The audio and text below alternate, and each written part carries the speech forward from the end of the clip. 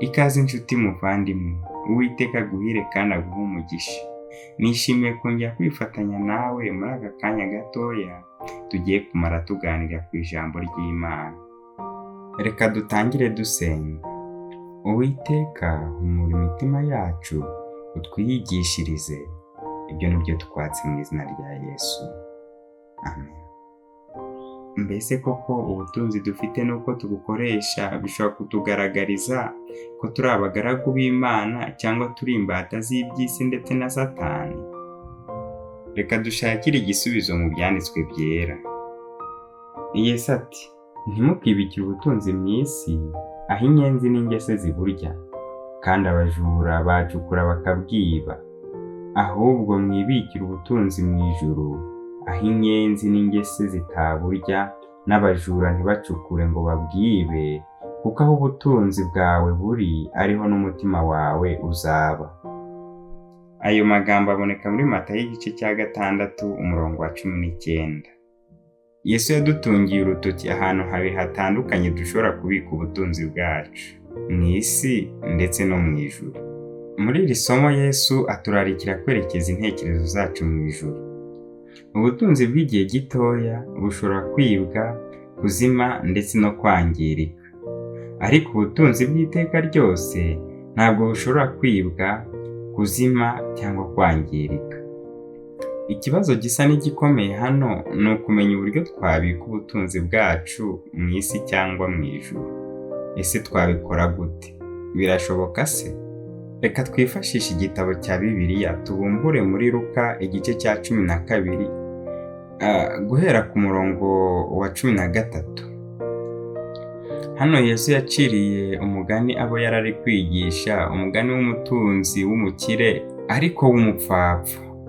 Uyu mukire tubwirwa hano yirundanyirije ibintu byinshi cyane, ndetse ashaka nuko yabibungabunga kugira ngo bizamutunge ubuzima bwe bwose atuje, nta kongera guhangayikira ejo hazaza. Ibyo byose yarabikoze ndetse biramushobokera. Igihe yibwiraga mu mutima we yuko afite ibintu byinshi bibikiwe imyaka myinshi, akavuga yuko agiye gutuza kandi akaruhuka, inkuru y'incamugongo yamugezeho. Imana niko kumubwira iti, wa mupfapfa we, muri iri joro uranyaga ubugingo bwawe. Ibyo wabitse bizaba ibyande? Ibyo yibwiraga ko agomba kunezererwamo kandi yibwiraga ko ari ibye, muri iryo joro yagombaga kubisiga. Mbega igihombo gikomeye kuri uyu mutunzi. Imyaka yose yari amaze akora yari igiye kumubera imfabusa. Ibyo yari yarazigamye byari bigiye kumubera imfabusa. Mbega agahinda n'umubabaro kuri uyu mutunzi. Yesu yarangije uyu mugani agira ati, niko umuntu wirundanyiriza ubutunzi amera, atari umutunzi mu by'Imana. Uyu mugani utugaragariza ishusho y'uyu mukire nk'ushaka kurundanya ubutunzi maze akabwinezezamo uko yishakiye kuri iyi si. Ibi ntibitandukanye n'iby'umusore w'umutunzi tubona muri Mariko igice cya 10 umurongo wa 17. Yesu yamusabye kureka kwizirikana ubwe, ahubwo akagurisha ibyo yari atunze byose, ubundi akabifashisha abakene. Ubwo nibwo yari kuba abitse ubutunzi bwe mu ijuru. Reka dusome duhereye ku murongo wa 21 w'iki gice.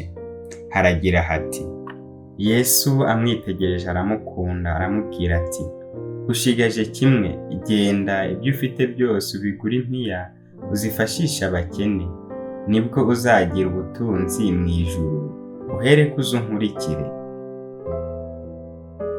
Nshuti muvandimwe, igihe cyose dufasha abakene, abatagira kivurira, abatifashije, abarwayi, dukora ibikorwa byose by'ubugiraneza, ndetse tugashora n'umutungo wacu mu kubwiriza ubutumwa bwiza ndetse no kubwamamaza ku isi yose, icyo gihe tuba turimo turabika ubutunzi bwacu mu ijuru.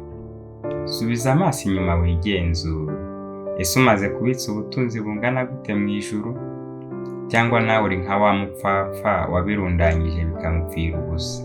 Nshuti, reka nkwibutse yuko twavuye mu nda za ba mama twambaye ubusa, kandi koko tuzasubira no mu nda y'isi ntacyo twambaye. Uko twaje muri iyi si ntacyo tuyizanyemo, ni nako ntacyo tuzayivanamo. Nshuti mukundwa, igihe cyawe ni iki cyo gutangira cyangwa ugakomeza ibikorwa by'ubugiraneza, ufasha abandi, abatishoboye, abananiwe, abarembejwe n'imibabaro itandukanye, ndetse n'umurimo w'Imana utawibagiwe ubwawo. Nkwifurije kuba umugwaneza kuko ari bo bazaragwa ijuru. Amahoro y'Uwiteka abane nawe.